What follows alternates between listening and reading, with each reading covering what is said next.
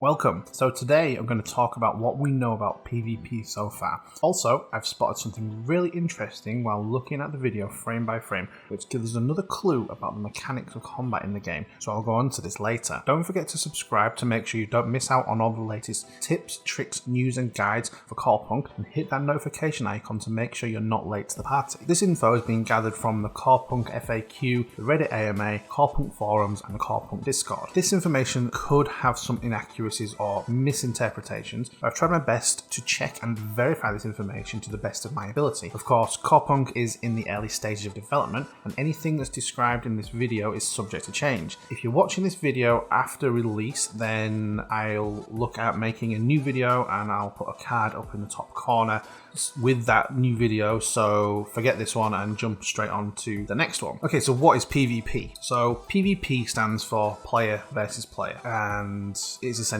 that. Instead of like PvE, which is player versus environment, where you're fighting NPCs and AI monsters, PvP is fighting player against player. So you're actually fighting real people, which brings a whole new level of difficulty to the game. So there's different types of PvP. You have structured PvP, like what you'd find in League of Legends, or you have open world, which doesn't have that same kind of structure to it. So what does PvP look like in Corepunk? So it's been confirmed that there's going to be 1v1, 2v2 and 3v3 arenas. There's going to be battlegrounds and there's going to be open world. So there's not much info regarding the structured PvP, although they have hinted at the possibility of a 3-lane MOBA style like League of Legends and Dota. Open world seems to be what they're most excited about. So how's it going to work in Corepunk? Now, this is a really interesting ecosystem when you look into it in a little bit of detail. I'm going to try my best to explain it to you, and this is how I understand it. So there could be something, like I say, misinterpretation of it, but I've looked into this as best as I can, so hopefully it'll be as close to accurate as you're going to get. So essentially, you'll be able to attack anyone in the open world. I expect there will be safe zones,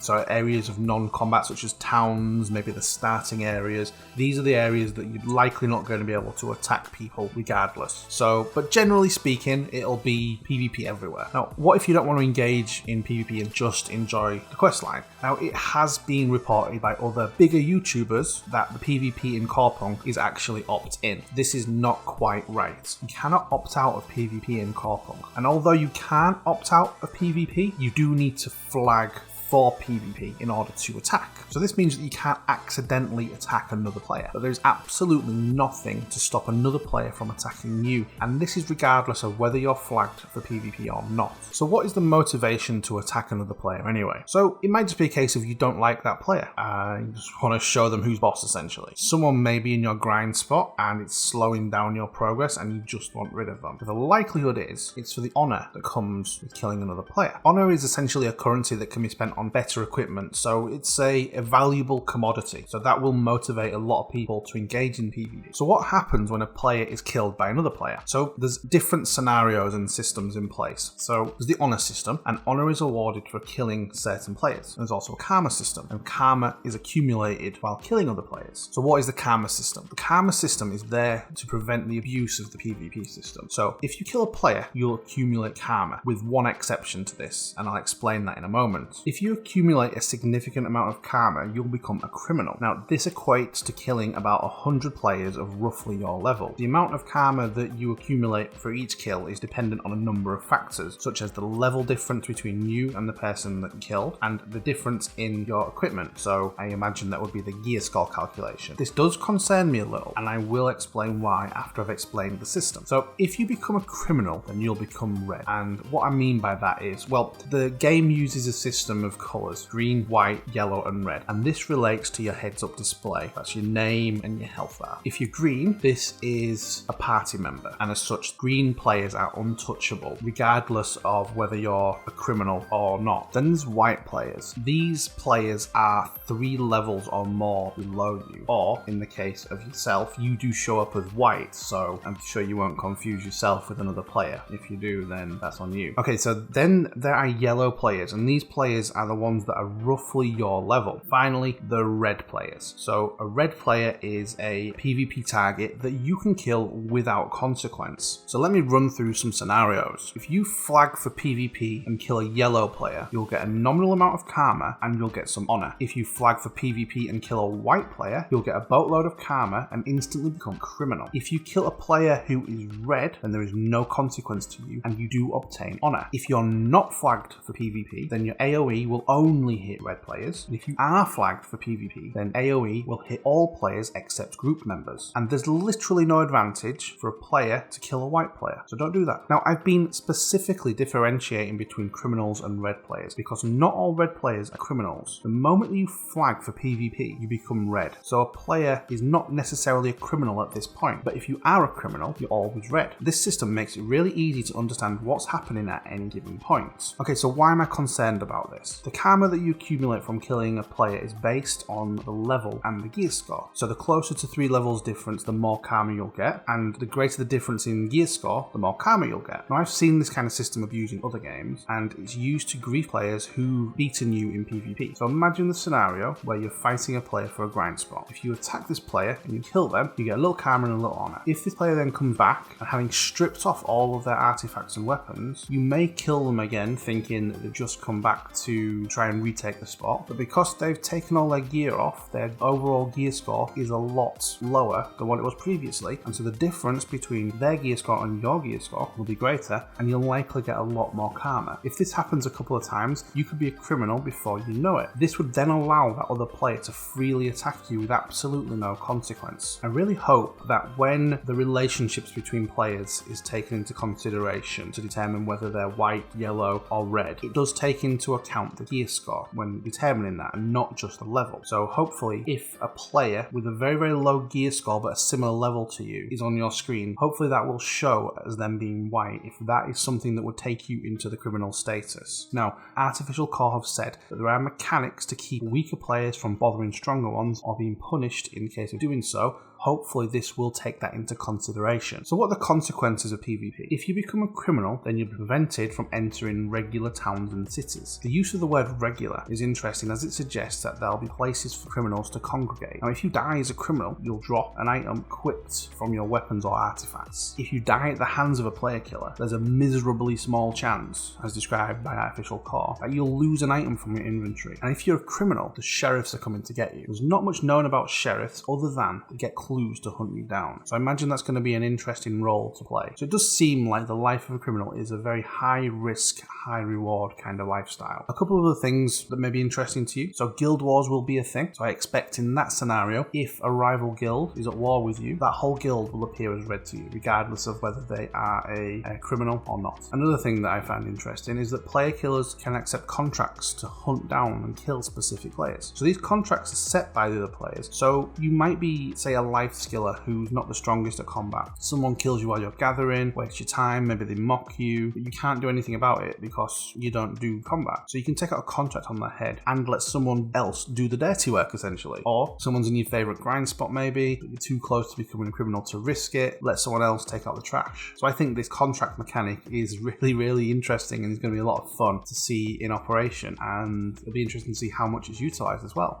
Okay, so what was it that I found while I was looking through the footage? So, as I was scrubbing through the announcement video frame by frame, I saw something that looked kind of strange, and it gives us a clue as to one of the mechanics of the game. Now, I'm not going to be explaining the meaning of life here, so please manage your expectations with this one. So, essentially, in this scene of the video, there's a group of players overlooking another group. You can see 2 players, and there's 1 player in the fog shooting. So this is from the perspective of the group which is on the cliff above them. Now, we can't see the player that's in the fog just yet, but as this group moves towards the edge of the cliff, the player is revealed. Now, look at this frame, and now look at this frame. What do you notice? So the relationship to the player on the cliff initially is green, and then it turns to yellow. So this shows that while the player is in the fog, you can't attack him. So there's going to be no firing into the fog blindly in the hope of hitting a player. So imagine the scenario where 1 player is on a small cliff and they can see down to you, but you can't see up. This means that they can attack you from the high ground, but you can't retaliate, even if they're in range of your skills and abilities, even with area of effect. So maybe this is where jumping comes into its element, providing a momentary glance at higher level ground just long enough to provide vision needed for your group to fire off a few shots. What do you think about that? So, do you have any unanswered questions? Let me know in the comments. What are your thoughts? And remember to subscribe, hit that like button, and I'll see you in the next one. Bye bye.